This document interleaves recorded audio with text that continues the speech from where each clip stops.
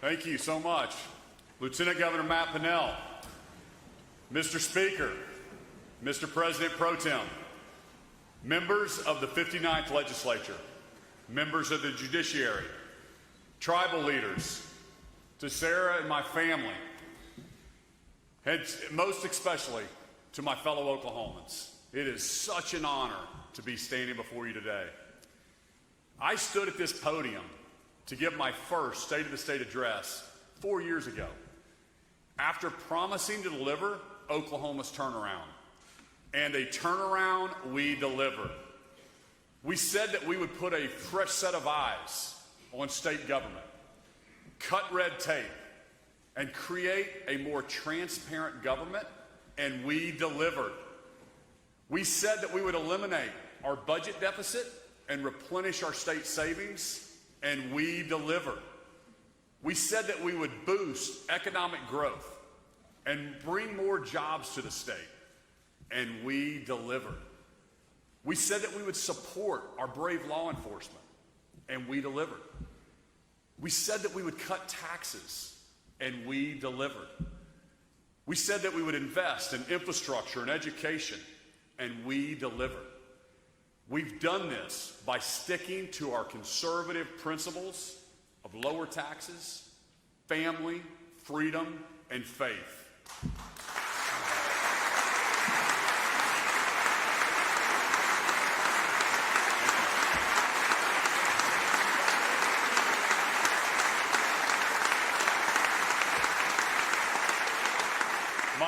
My fellow Oklahomans, the state of our state is the strongest it's ever been.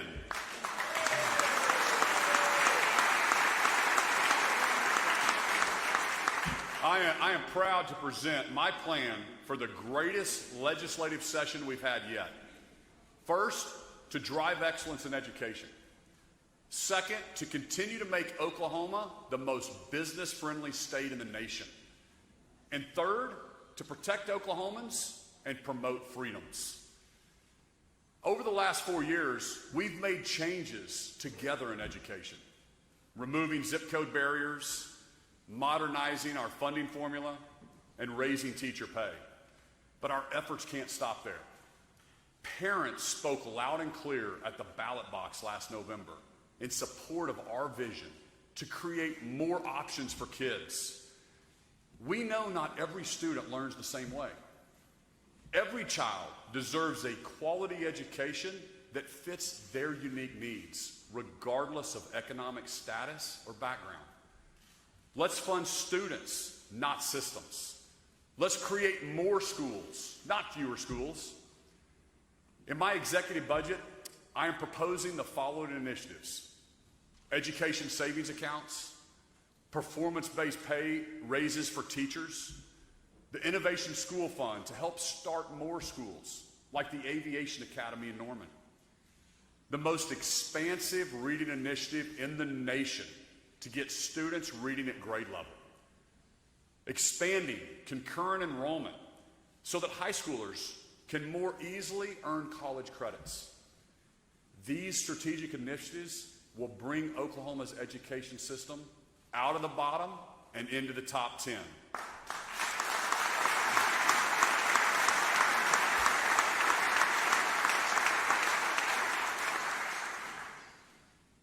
In South Oklahoma City, there's a charter school serving 4,000 students with another 700 on the waiting list. On a recent visit to Santa Fe Sparrow Upper Elementary, I heard from their superintendent, Chris Brewster, teachers, parents, and their principal, Meg Wheeler. Meg got her start in New York City at a charter school through Teach for America. She is a true pioneer who led her school to achieving what was a few years ago impossible. Today, Sparrow is the only A school in the neighborhood. Here's what Meg had to say: families are the experts. They should be the one to make the choice about where their kids go to school. I couldn't agree with you more. And for all those parents in Oklahoma whose child is stuck in a failing school, we're fighting for you.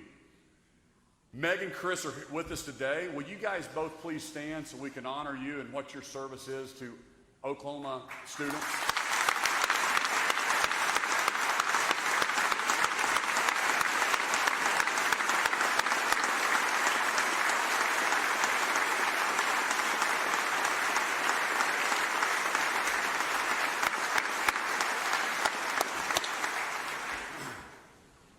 Oklahoma governors have been advocating for more parental choice for over 30 years.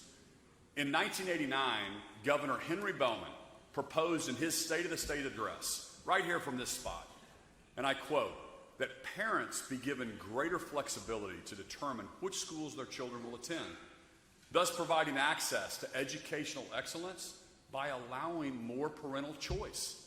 Those are Governor Henry Bowman's words. Other states like Iowa and Virginia and Florida and New Hampshire, they've already figured it out. Providing more options for students leads to better outcomes. Oklahoma cannot afford to be left behind because our greatest asset isn't our oil and gas. It's not our football teams. It's not our aerospace and defense. It's our kids.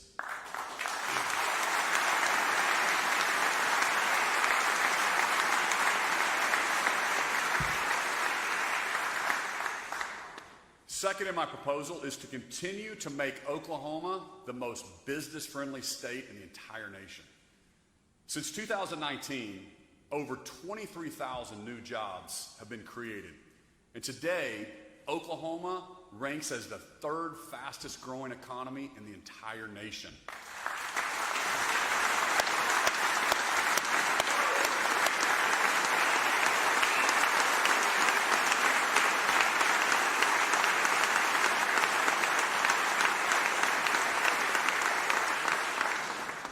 Companies from all over the country and the world are moving to our state to build and expand. Google's second largest data center in the world is right here in Oklahoma. USA Rare Earth, the nation's first critical mineral to magnet manufacturing, is right here in Oklahoma. American Airlines, Dell, Amazon, Boeing, these companies could be located anywhere in the world, but they choose to be right here in Oklahoma. This year, we must capitalize on the progress we've made. That means continuing to focus on key areas: energy, infrastructure, workforce development, and tax policy. Let's continue to diversify our energy grid and embrace our more of everything approach. We're so proud that Oklahoma ranks 5th in the nation for natural gas production, 6th in the nation for oil production. We're also ranked in the number 10th in the nation for renewable energy production. My administration will continue to lead with efforts like becoming the nation's hydrogen hub. Oklahoma's affordable and reliable grid is the envy of the world and an undeniable competitive advantage for us.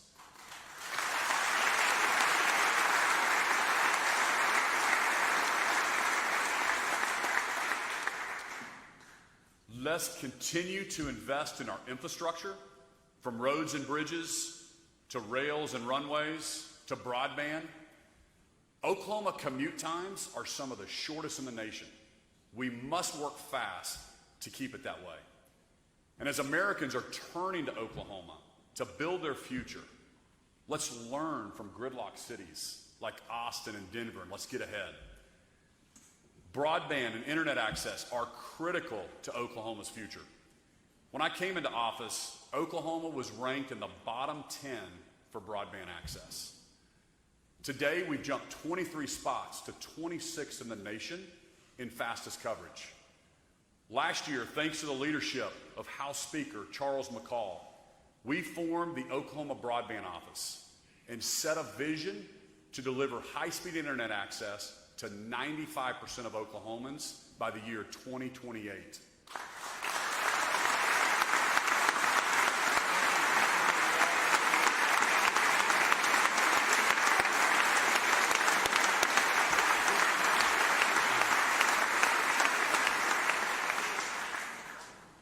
As companies flood to Oklahoma, Workforce is the #1 challenge facing businesses.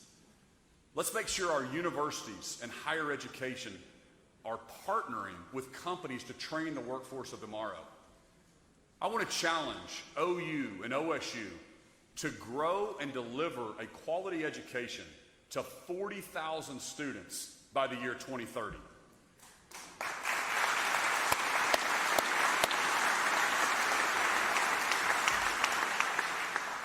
We need our universities to meet the nursing needs of our hospitals, the engineering needs of our growing aerospace industry, the teaching needs of our secondary schools, the software developer needs for our tech companies.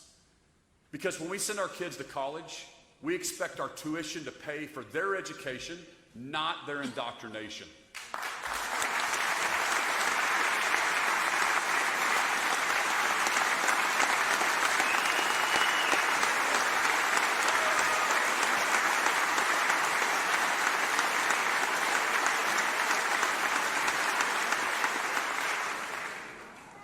I want our universities to have less DEI officers and more career placement counselors.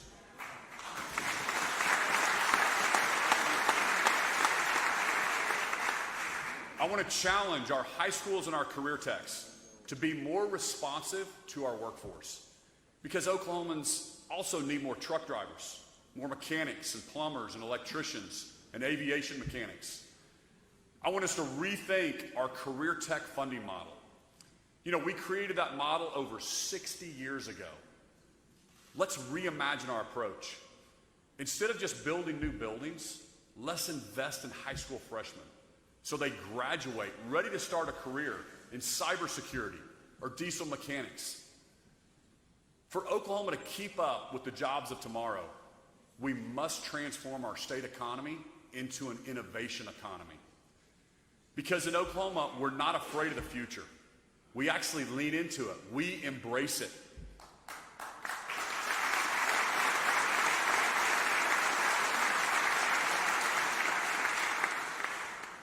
Let's continue to promulgate our budding reputation as the regional hub for advanced mobility and unmanned aircraft.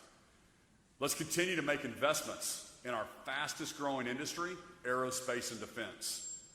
Let's continue to protect and enhance our world-class military bases like Tinker and Altus and Vance Air Force bases, the McAllister Army Ammunition and Lawton Fort Sill, which is actually home to 2 of the U.S. Army's Futures Command. Oklahoma is also home to over 340,000 veterans. That's about 9% of our total population. With the help from our veteran members in this legislature, we enacted new laws last year to help Oklahoma veterans across our state.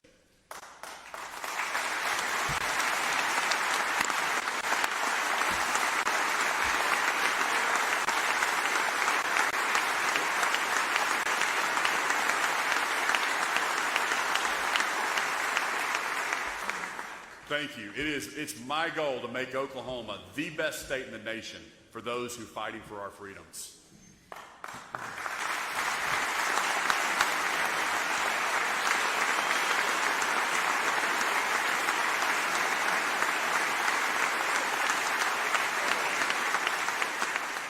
Members of the legislature, we have accumulated a $4 billion savings account, and we're going into session with a $1.8 billion surplus.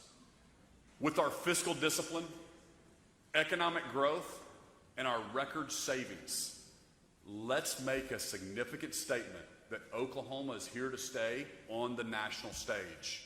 The time is now. We need to keep the momentum going. Let's cut taxes.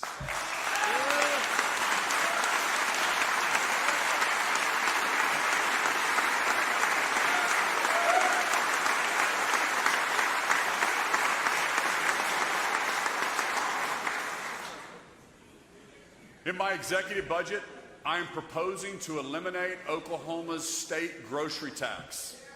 And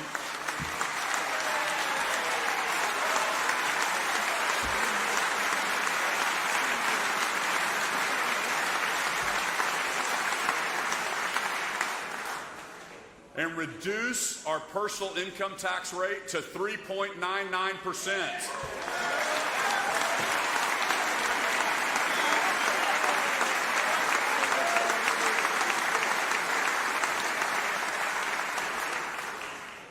These cuts will save each family in Oklahoma hundreds of dollars each year.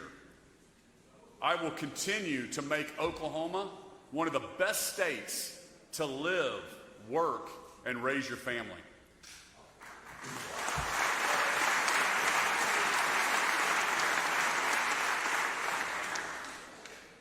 When our economy is booming, everyone wins. Your personal income goes up, opportunities expand, and the entire tax base grows. But we also must remember there are families still struggling to keep up with record inflation. Before the pandemic, a gallon of milk cost $2.90. Today, it's $4.21. A dozen eggs were about $1.50. Today, they're over $5.50. We can provide families with immediate relief at the store and with bigger paychecks. Last year, Georgia, Idaho, South Carolina, even New York cut taxes. Let's listen to the people we serve. Because Oklahomans sent a clear message last November when they overwhelmingly voted for our vision to shrink the size of government, to cut taxes, and to let the free market flourish. We need to return excess revenue to the people, not grow government.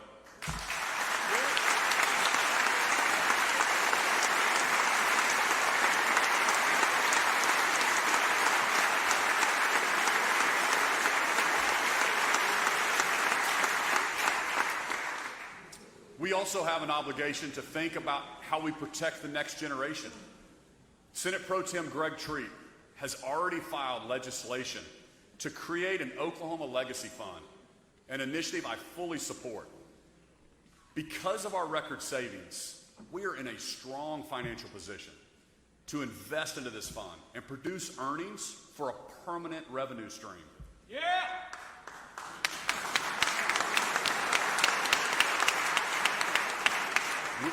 We have done the hard work to be fiscally prudent.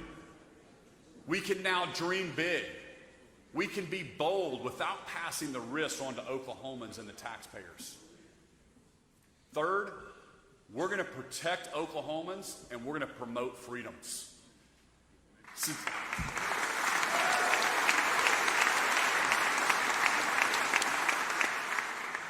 Since I became governor, we have invested over $1 billion into our healthcare system. At the same time, we made it better for Oklahomans and implemented reforms to focus on improving health outcomes, not just billing for procedures. As a result, another $700 million is on the way to improve rural hospitals and expand primary care across Oklahoma.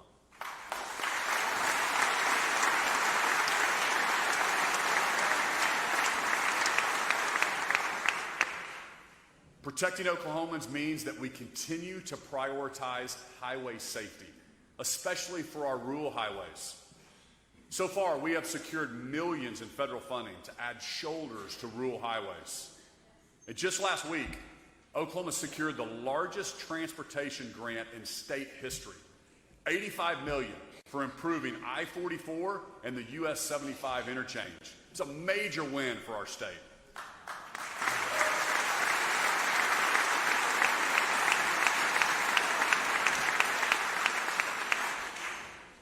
Protecting Oklahomans also means protecting the integrity of our elections. I'm calling for stronger transparency laws because Oklahomans deserve to know exactly who's funding political campaigns. A democracy is doomed when special interests can spread lies and leverage blank checks to buy elections.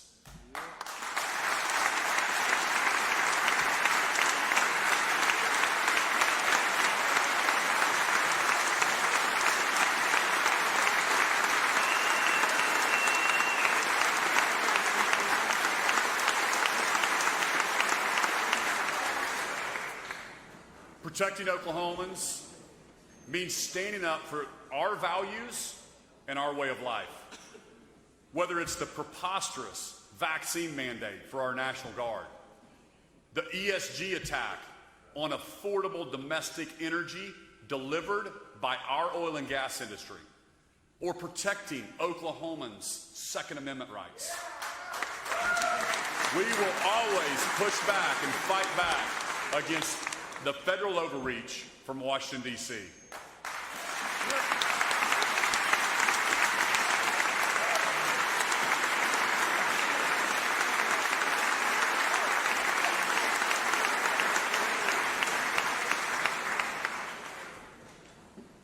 Protecting Oklahomans means fully funding our law enforcement.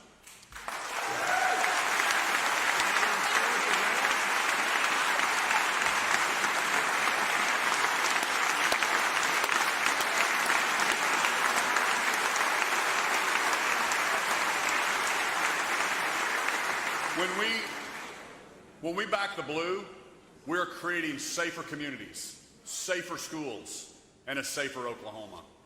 This also extends to combating drug and human trafficking and cracking down on illegal marijuana operations in our state. We have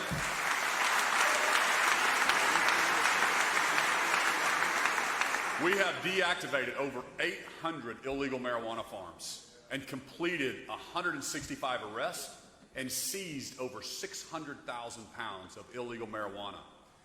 And let me be very clear on this point. So long as I'm governor, we will protect Oklahoma from the Communist Party of China. We will not allow foreign nationals to buy farmland in the state of Oklahoma.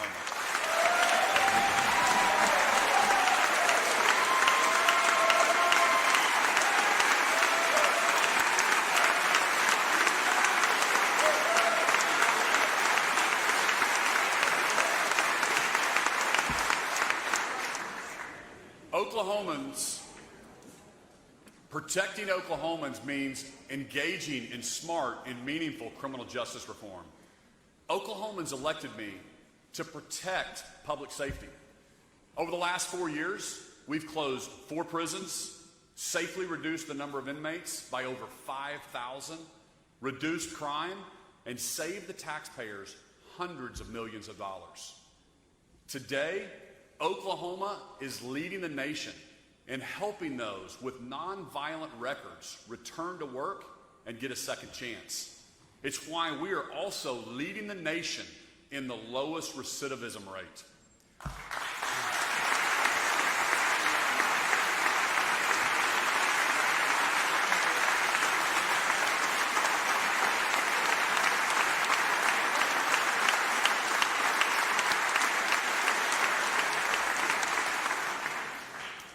First Lady Sarah Stitt is with us today. Sarah.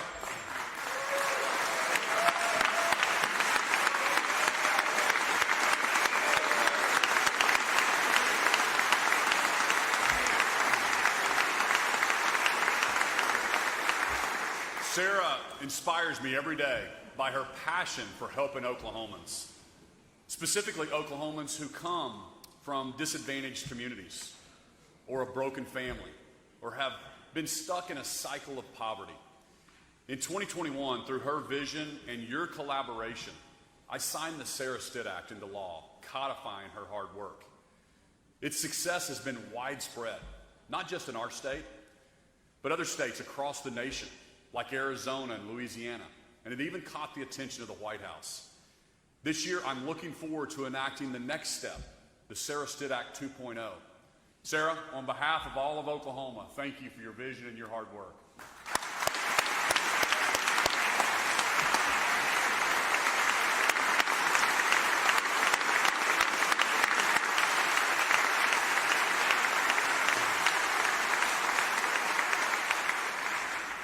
Protecting Oklahomans means making sure our foster care system prioritizes kids and making families whole.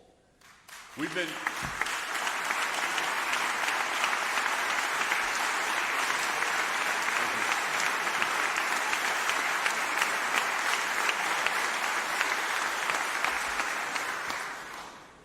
taking great strides to reunite families over the years.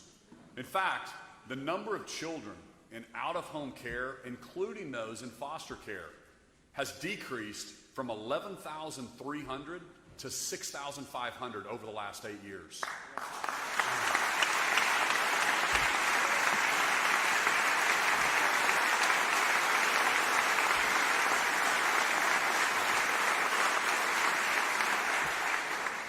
Over the next 4 years, I want Oklahoma to have a conversation about how we can become the most pro-family state, how we can build a pro-family culture. In my view, fatherhood is an important piece of that puzzle. This is something that I'm always trying to balance personally, time at work and time with my 6 kids. And I want to recognize my dad. Stand up, Dad.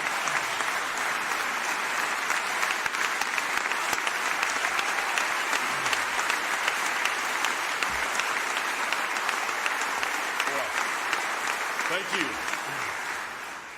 I didn't think I'd get choked up there, Dad. I love you. Thank you for pouring into my life. You know, sadly, there has been a movement in our nation that dads are dispensable. Right now, the United States is a world leader in fatherless families. 1 out of every 4 kids in America is living without a father in the home. And even those with a father, they're being let down. In the U.S., the average school-age boy only spends about 30 minutes per week with his dad. For comparison, that same boy on average will spend about 44 hours per week watching television, playing video games, and searching the internet. Let's expand and increase fatherhood programs in our communities. Let's continue.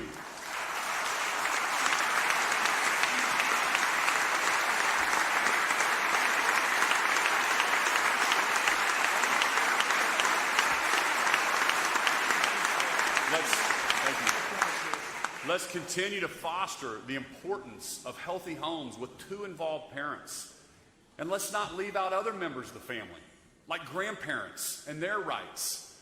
Let's become the most pro-family state in which every member of the family is respected, loved, supported, and included.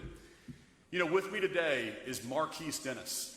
Marquise was a product of these statistics, and he spent 5 years in prison.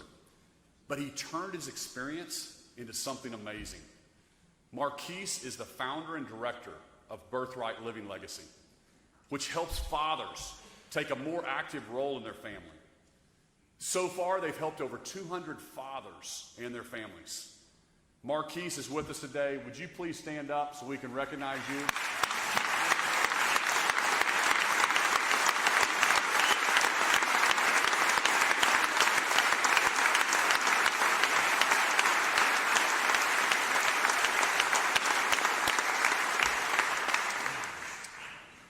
We must protect our most vulnerable, our children.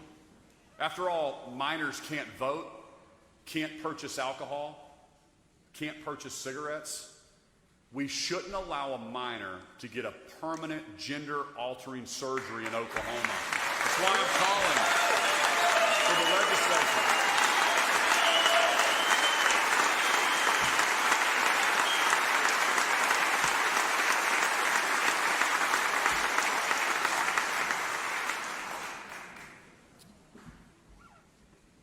Thank you.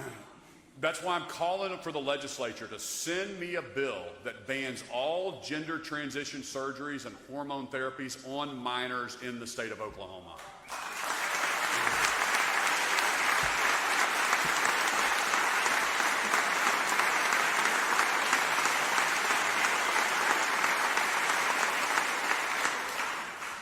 As governor, I will never shy away from calling out right from wrong.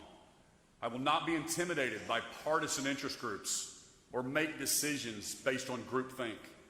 I will continue my responsibility to lead, not follow. I ran for this office 5 years ago because I was tired of seeing other states succeed while ours got left behind. I saw other parts of the country have confidence in their states and their state's future. But people just didn't see the American dream in Oklahoma. They saw it in other bigger, so-called better states. They saw it in Texas or California or Florida. They didn't seem to see it here. But today, we've all noticed something is different. Today, families and businesses from New York and Chicago and LA pack up their little apartments and come to the open plains of Oklahoma, ready to enjoy a safe community, a government that doesn't get in their way, and the opportunity to chase their American dream. Because that's what we've done. We have brought the American dream back to Oklahoma.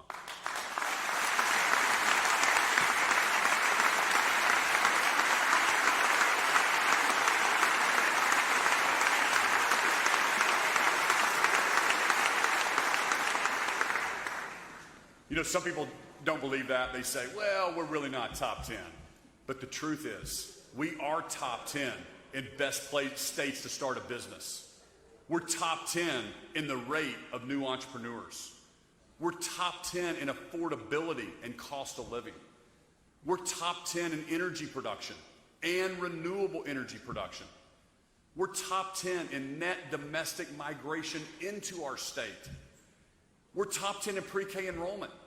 The truth is, Oklahoma feeds the world, fuels the world, and protects freedoms around the world. The truth is, everything is possible right here from Oklahoma.